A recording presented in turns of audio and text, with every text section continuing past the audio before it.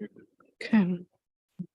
I'd like to welcome everybody to the Township of Adelaide Metcalfe meeting. It's Monday, April the 3rd, and it's 7 o'clock. And welcome to anybody watching on YouTube. I'd like to call this meeting to order. Is there any declaration of pecuniary interest and general nature thereof? Seeing none. You've had a chance to read the previous minutes from council meeting held on March 20th. Are there any errors or omissions? Seeing none, could I have a motion to adopt the minutes as printed? Moved by Councillor Kingma, seconded by Councillor McKinnon. All those in favor? And that's carried. Thank you.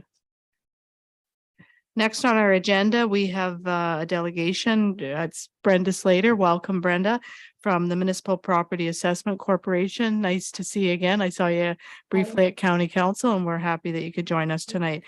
So I'll turn the floor over to you.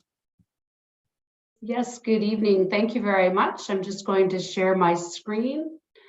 I hope everyone can see my presentation and hear me okay. Thank you very much for having me tonight. It's a pleasure to see everyone. Congratulations to everyone on the election if I have not had a chance to see you. I am your account manager with Municipal and Stakeholder Relations, and I certainly look forward to working with you over the next few years. At MPAC, we are Ontario's property experts. Our job is to assess and classify more than 5.5 million properties across Ontario, worth a combined value of more than $3 trillion. In the past year, Ontario has grown by approximately 45,000 new residential homes. In 2022, we added more than a total of $37 billion to Ontario's assessment rolls. Every municipality uses our assessments to make informed decisions about their communities, including the distribution of property taxes. Ontario's property tax system and these assessments generate approximately $30 billion in tax revenue annually. There are 4 key players in Ontario's property assessment and taxation system, and all have a different role and interest in the process. The provincial government, specifically the Minister of Finance, is responsible for setting assessment and taxation legislation, as well as policies. They also determine the education property tax rate. There is an independent body that adjudicates appeals of MPAC's assessed values, the Assessment Review Board, and this also falls under the jurisdiction of the province. MPAC is an independent, not-for-profit corporation funded by all Ontario municipalities. As I mentioned, our role is to accurately assess and classify all properties in Ontario, and we do this in compliance with the Assessment Act and the regulations set by the Government of Ontario. We are accountable to the province, to municipalities, and to property taxpayers in Ontario through our board of directors.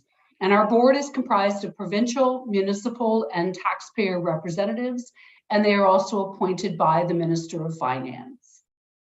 Municipalities determine their budget requirements, set tax rates, and collect property taxes to pay for municipal services.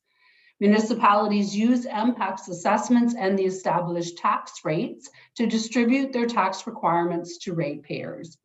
And then finally, property owners pay the property tax bill, and they help set market value through ongoing property purchases and sales. Maintaining Ontario's property database is very important. Property data is continuously updated so that municipal records are accurate when our municipal stakeholders are making important tax decisions. Maintaining Ontario's property database includes assessing new construction, additions, and renovations promptly, responding to property owner inquiries, and working with property owners to ensure they understand their assessment. We support municipalities. We provide Municipal Connect, where our municipal stakeholders can obtain the primary source of assessment-related information. And as well, we work collaboratively on projects that are important to municipalities, such as digital building permits and digital building permit plans. As well, we have important statutory duties. We handle requests for reconsiderations. when property owners ask for a review of their assessment. The reassessment that was scheduled to occur in 2020 was postponed by the province to provide stability and certainty to Ontarians, and as well to enable municipalities to focus on responding to the challenges posed by the pandemic. As a result, property assessments continue to be based on a legislated valuation date of January 1, 2016. MPAC continues to maintain and update the assessment role to reflect changes such as new construction and improvements to properties. For new buildings or new structures, MPAC determines a value as of January 1, 2016 to ensure equity when comparing to existing properties. While MPAC awaits news from the provincial government about the next province-wide assessment update, January 1, 2016 continues to be Ontario's legislated valuation date. And this is a fixed date to which all properties are valued. Although the assessment update remains paused, our work continues to keep property data up to date. Property owners will still receive an assessment notice, an updated property assessment notice from MPAC if there are changes to their property. In the fall of 2022, we sent out just over 800,000 notices to property owners across the province. And once the province announces when the next assessment update will take place, and as well what our next valuation date will be, we will certainly let you know. And then we can finalize our work and finalize our assessed values within your communities. After we do assess the property or make a change to the assessment, as I mentioned, we do mail property owners a new property assessment notice. And sometimes property owners do not agree with our assessed value. A property owner might connect with you to let you know that they disagree with their assessment. And it's important to remember that property assessments are not taxation. Property owners can ask themselves a few questions if they could have sold their property on January 1, 2016 for the assessed value. Have they visited About My Property to review the information that MPAC has on file regarding their property to ensure the data is correct? Have they used About My Property to conduct a comparable research on other assessments within their community? And as well, if a property owner still disagrees with their assessment, they certainly have the option to file a request for reconsideration, and we will review the assessment free of charge. They do have the ability to file an appeal with the Assessment Review Board. The fastest way to start a review is to file the request for reconsideration through About My Property, and you can also find the information on mpac.ca. I just wanted to spend a few moments talking about the relationship between property taxes and property assessments. And assessments distribute taxes. They do not determine the amount of taxes paid. One of the key important factors is not how much the assessed value of a property has changed, but rather how the assessed value has changed relative to the average change in that class within their community. And this concept is explained in a recent MPAC toolkit that we shared with all municipalities. In anticipation of the next province-wide reassessment, we have implemented a strategy to address some of the misconceptions about the relationship between assessed value and taxation. And we've prepared a number of resources for municipalities that will ensure once the announcement is made that we are ready with the support that you require. The digital toolkit is available on mpac.ca, and it will help municipalities, elected officials such as yourselves, as well as provide support and resources to educate and inform property owners. As well, we have a brand new video, how your property taxes are calculated based on the assessed value of your home.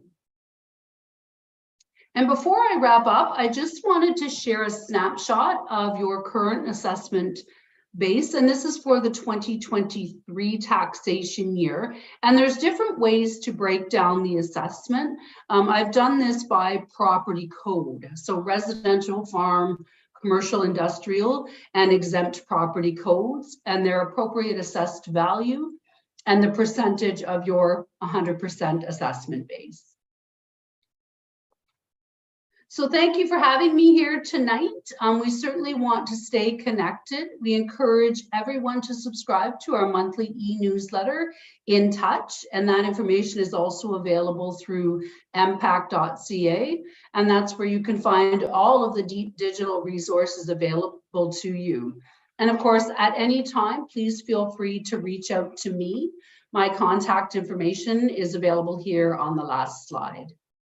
Thank you very much. Thank you, Brenda. Does anyone have any questions for Brenda at this time?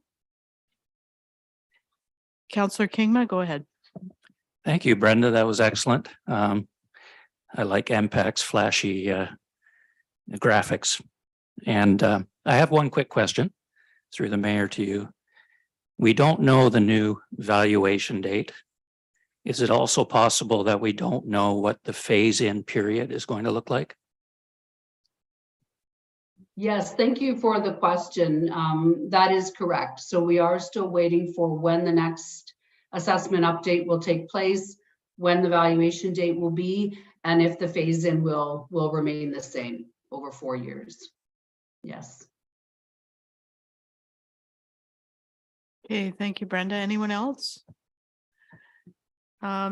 Seeing we have no more questions for you, Brenda, at this time you've been kind enough to provide your contact information. So if down the road anybody has any questions, I know Brenda's open to reaching out to her. So Brenda, thanks for taking the time to come tonight. We really appreciate it.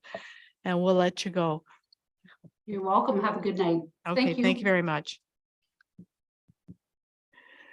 Okay, next on our agenda is the upcoming conferences and seminars. On April 16th to April 19th is the Good Roads Annual Conference, and some people have registered for that. And as a result of that, the council meeting that would normally be that Monday of the week is being pushed to the Thursday, April the 20th at 7 p.m. Then the next council meeting will be May the 1st. And it looks like the proposed time is 7, but we'll probably go through the calendar here at some point in the agenda. All right, moving on to 6B, recommended reading, CC1, the County of Middlesex Council highlights from March 14th, CC number 2, Council highlights from March 28th, CC3, Blue Water Recycling, CC4, Asable Bayfield, CC5, St. Clair Region Conservation Authority, CC6, Middlesex London Health Unit, the meeting summary from March 16th, and CC number 7, the Ministry for Seniors and Accessibility. There's a 2023 Senior of the Year, and they're looking for nominations. Does anybody want to comment on any of those items or have any questions? I'm seeing none. We'll go into actions required under 6C. CC number 8, there's a resolution from the Association of Ontario Road Supervisors as it relates to Enbridge gas locate fees. And I'm going to turn that over to Morgan for a bit. Okay, just real quick for council's awareness. Coulter received an email from Enbridge where they've paused, what do they call it? They've essentially sent a notice of their decision to put the implementation of these fees, local delivery fees, on pause. From an Adelaide Metcalfe perspective, we do a lot of locates, and we do have a lot of natural gas pipeline in Adelaide Metcalfe.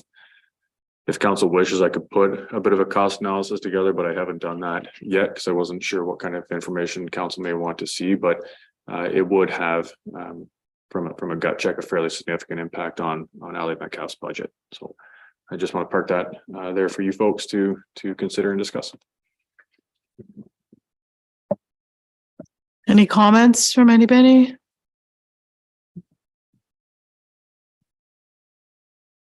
So is that something you want to support or? Okay, moved by Counselor McKinnon that we support CC8, the resolution for the Enbridge gas locate fees. And seconded by Counselor Kingma. All those in favor? And that's carried. Thank you. Next item up, CC9, where there's a resolution from the town of Essex to retain surplus proceeds of tax sales. So that used to be done historically, but then they changed that. And Johnny, I don't know if you want to speak to that at all. If you can add anything. Yeah, sure. Yeah, to your point there, I think prior to 2018, municipalities could apply for those funds after a certain period of time, after any other creditors had time to apply for those funds. So if there was still funds left over, municipalities could get the surplus or apply for the surplus. So as of right now, it's just forfeited. If no applications come forward for that surplus, it goes to the Ontario Crown. As that letter states, tax sales are a time-consuming process here at the municipality. And yeah, that would be something we could definitely take advantage of. We have since included a fee in our fee bylaw to help with cost recovery during our fee bylaw review, but it is still a time-consuming process throughout the province. Go ahead, Counselor Kingma. Thank you, through the mayor, to Johnny, if you don't mind. Didn't we used to engage Real Tax to oversee these difficulties? That's correct. So we still use Real Tax. So they assist us with the legislative timelines and when we need to do certain items, and they help send the documentation out to all the required parties. Once the tax sale ends, that's pretty much it from a Real Tax perspective. And then we have to go through the process of paying the courts in a certain amount of time. And then we're really done with the funds at that point as it currently stands. So. Okay, anything else on that? Is that something we'd like to support or let die? Counselor Kingma? Support. Okay, is that a motion? Yes. I'll second that. And that's moved by Counselor Kingma, seconded by Counselor McKinnon. All those in favor? And that's carried. Thank you. Okay, the last resolution seeking our support is from the town of Essex regarding tax classification of short-term rentals. So they're wanting those to be treated as commercial properties from a tax standpoint. Is there any conversation about that first? Counselor Kingma? Thank you, Mayor. I will make a comment, and maybe someone on the staff could correct me if I'm wrong, but the resolution is requesting MPAC to study this applying a commercial designation. Don't we just bypass that and the municipality does that? Why does MPAC need to study that?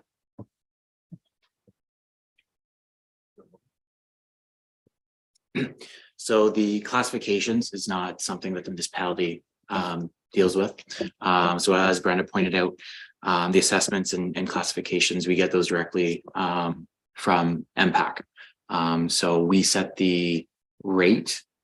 So when you go through the budget process, council is really looking at the residential rate. From that, all the rates for various classes are dealt with through tax ratios. So that's outside of our control at the lower tier. Okay, anybody else? Excuse me. So is that something you wish to support or just leave alone? File, okay. So we, could I have a motion to receive and file CC 1, 2, 3, 4, 5, 6, 7, and 10? Moved by Counselor McKinnon, seconded by Counselor Nordoff. All those in favor? And that's carried. Thank you. Okay, the next item up is the staff report, the solemnization of marriage/civil ceremonies, and we'll turn that over to our clerk, Mike Barnier. Thank you, Mayor Clark. To members of council, you have a staff report before you outlining the solemnization of marriages and the ability for municipalities to provide it. Now, I wouldn't say it's obviously a high priority in the mix of things for a municipality, but this is a potential service, low cost, that we can provide our residents, and there is a potential revenue. We don't know of a high demand, but talking with the admin staff, they have received multiple calls concerning licensing and solemnization of marriage. So there are two separate processes.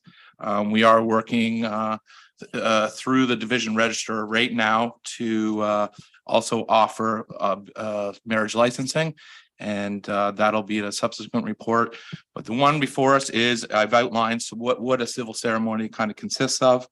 And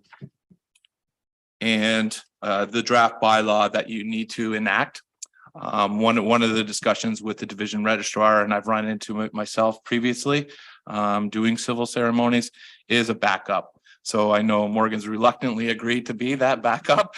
And it is just for emergency cases where if there's a sickness or something, you really do want to honor someone's marriage date. So we would provide either on-site or off-site wedding ceremonies.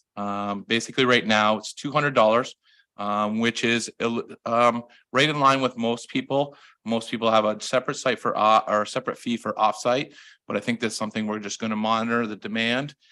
See if we can offer other services. I've been looking at some other municipalities. They offer renewal of vows and those type of opportunities, but we'll see how far this goes and what the demand is like. But it's an easy one basically to implement and a low risk for the municipality. So if you have any questions, I'd be more than happy to answer. Councilor Brody. Through Sue, just the only question, I can see if we have somebody come in and it's a set time during office hours, but are we gonna go off site on a Saturday at 6 o'clock or Sunday or whatever? So I don't think we're really into that, are we? Through the mayor to Councilor Brody, it's something that can be arranged if it's an agreeable time on both parts. I've done 20 plus weddings in my time. I would say half of them were offsite. It's just if it works with the clerk, there are other clerks around if you can't provide that service.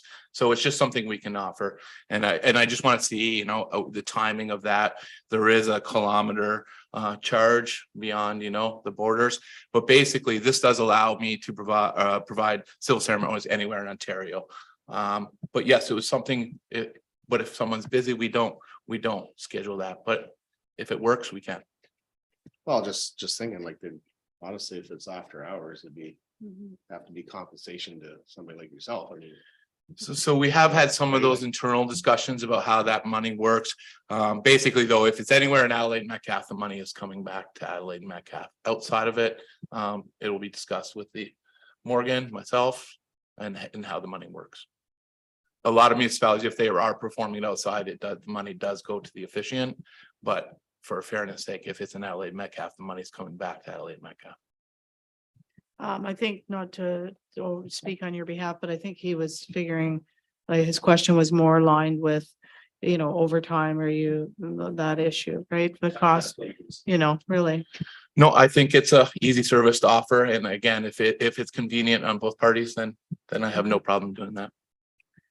Okay, any other questions for Mike? Councillor Kingma? Yes, thank you. Just a suggestion, maybe we better put a form on the website if we're going to offer this service. Is there a form that can be posted? So there is a form attached to the bylaw that kind of shows what we'd be providing and notes. So that's something I do want to make it a little bit more formal, but that's kind of the template that's been used. But yes, we will most likely actually implement it through Laserfiche forms. That automates the process a little bit on our behalf, so it's even less work. Okay, any other questions, comments? Seeing none, we have a recommendation that council authorize the municipal clerk to provide the service of solemnizing marriages in the province of Ontario under the authority of the Marriage Act for the Township of Adelaide Metcalfe through the implementing bylaw, and that council authorizes the municipal clerk to delegate the authority to solemnize marriages to the CAO, Morgan Calvert. Could I have a mover and a seconder? Moved by Counselor McKinnon, second by Counselor Nordoff. All those in favor? And that's carried. Thank you. Okay, Mike, you're up again. 7B, the council meeting calendar for 2023. I'll let you speak to that. Thank you, Mayor Clark. To members of council, very straightforward report. Basically, we discussed preparation of a procedural bylaw, and that's well underway.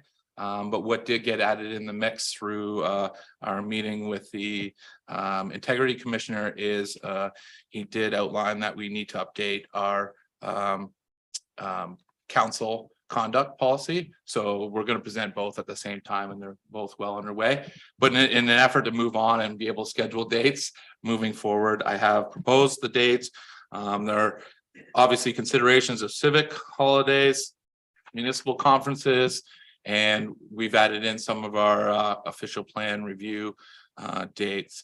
So if there's any question on that or any suggested change, I'm more than happy to accommodate. But this is the proposed for the remainder of 2023. Any questions for Mike? Any comments? I have a question. I've had a couple of people ask about the official plan review, so it might be worthwhile on our website to just put those OP dates down for anybody that's looking for that information. Yeah, you can say. And so residents should know it's pretty clear on the front page. I think there's about 5 ways you can get to the official plan information, and we will be updating that. The next we will provide Abby's presentation. That's on my list to put up there, and we can put these dates as well. Perfect. Thank you. Any comments? Anything else? Seeing none, we have a recommendation that council approve the proposed council meeting schedule for the remainder of 2023. Could I have a mover and a seconder? Moved by Councillor Brody, seconded by Councillor Kingma. All those in favor? And that's carried. Thank you. Next item up is, I'll turn it over to our treasurer, Johnny Pereira, the capital budget to actual for Q4 of 2022. Thank you, Mayor Clark. Through the council. So this is the final quarterly report for capital for 2022. This report is being presented later than normal. This is just to ensure that all outstanding 2022 invoices were captured in the correct year. This report outlines all capital projects for the year, spending to date, status, and if the project is carried forward into 2023. So staff does review capital on a monthly basis. So in 2022, we have completed 9 of our 12 projects listed there. The remaining projects have either been deferred to 2023 or they're considered a multi-year project. So remaining capital funds have been included within the 2022 surplus report, which I'll be presenting shortly, which are used against the capital carry forward in the current 2023 year. So the recommendation is to receive the report as presented, but I'd be happy to answer any questions. Any questions for Johnny? It's pretty self-explanatory. Seeing none, we have a recommendation that the capital budget to actual report for Q4 2022 be received for information. That's moved by Councillor McKinnon, seconded by Councillor Brody. All those in favor, and that's carried. Thank you. And Johnny, you're up for the next one too, I think. The operating budget to actual. Thank you, Madam Clerk, through the council. So yeah, as you said, we have in front of us the December 2022 operating budget to actual, again, to ensure outstanding invoices from 2022 were captured. We delayed bringing this forward to ensure the report was as accurate as possible. So overall, staff did an excellent job finishing a challenging financial year with a surplus. There are a few carry forward operating projects, which again are going to be outlined in that surplus report shortly. So overall, the recommendation is to receive the report as presented. I'd be happy to answer any questions. Any questions for Johnny? Councillor McKinnon? Through you, Mayor Sue, to Johnny. I was interested in why the auditors wouldn't bring it to council's attention, the 2015 money that was left sitting on the books for many years. Yeah, that's a good question. So we have been doing some digging on our balance sheet. So digging through and understanding what those are does take some work. So it could just be over the years without the knowledge of digging through the backup to understand what that is. So the auditors do take samples of items. So they don't look at everything. They just check based on what their level of materiality is, and they look at things that way. But we are working to get things corrected, so we are improving. Yeah, so if I can just add to that, Johnny and his team have been extremely diligent and thorough, trying to reconcile various items.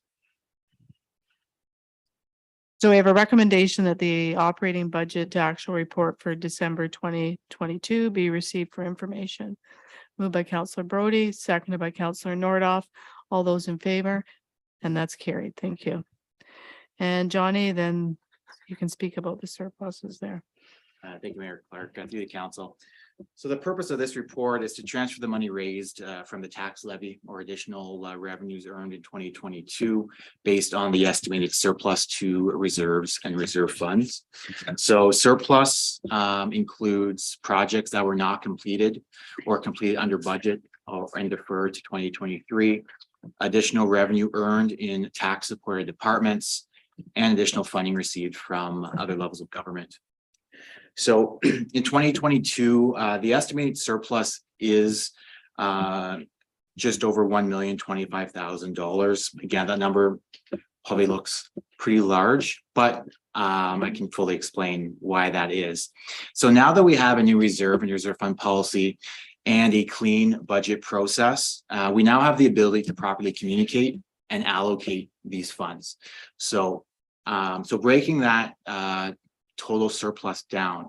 So of that $1 million, it's important to note that $550,000 of that relates to capital projects that were deferred. Again, understanding that we had COVID supply chain issues, so we had to delay with the purchase of the new snowplow. There's $400,000 right there. In addition, we do have phase 2 of Kerwood Park. So that will be completed. So that is the majority of that capital. So that's already half that surplus. So in addition to that, we have $127,000, and that relates to operational projects that were deferred to 2023. These again, capital and these operating surpluses have already been included within the 2023 budget against these projects. So some of these operating projects are the fire plan, the payroll system, and there's a number of water, wastewater projects that are just pending that servicing agreement. So the remaining surplus is about $349,000. And as Councillor McKinnon pointed out, that 2015 revenue that we never brought in, or deferred revenue, that takes up a fair chunk of that. So if you remove that from the equation, that cleanup, that difference is really just made up of additional supplemental billings in the year, less tax adjustments. We saw some increased interest earnings, again, rising interest rates last year. We did reach out to the bank and got better rates. And then just overall the timing of collections and our taxes, we received some more revenue than expected. So overall, from a pure budget perspective, this is a significant improvement from the prior years. I know that is a big number, but when you break it down, I hope that's easy to understand. So utilizing our reserve and reserve fund policy, the remaining funds were allocated as outlined in the report there. So the surplus is an estimate at this time, but may change, and that's dependent on the audit. So I'll read through the recommendation. Thank so Mayor you. Clark doesn't have to. So. I appreciate that. So the recommendation is that the 2022 surplus be transferred to the capital project carry forward reserve in the amount of $549,877 be approved, and that the 2022 surplus be transferred to the operating project carry forward reserve in the amount of $126,889 be approved, and that the 2022 surplus be transferred to the fleet management reserve fund in the amount of $15,000 be approved, and that the 2022 surplus be transferred to the Community Improvement Plan Reserve Fund in the amount of $10,000 be approved, and that the 2022 surplus be transferred to the Tax Rate Stabilization Reserve Fund in the amount of $90,000 be approved, and that the 2022 surplus be transferred to the Municipal Drainage Reserve Fund in the amount of $10,000 be approved, and that the 2022 surplus be transferred to the Life Cycle Management Reserve Fund in the amount of $140,000 be approved, and that the 2022 surplus be transferred to the Landfill Reserve Fund in the amount of $28,678 be approved, and that the 2022 surplus be transferred to the Winter Maintenance Reserve Fund in the amount of $5,000 be approved, and that the 2022 surplus be transferred to the Legal Reserve Fund in the amount of $50,000 be approved, and further that any remaining portion of the 2022 surplus be allocated to the Life Cycle Management Reserve Fund. So that's that. I'll be happy to answer any questions. Are there any questions for Johnny? Seeing none, he's read the motion. He did a great job reading that. So if there's no questions, could I have a mover and a seconder? Moved by Councillor Brody, seconded by Councillor Kingma, and all those in favor, and that's carried.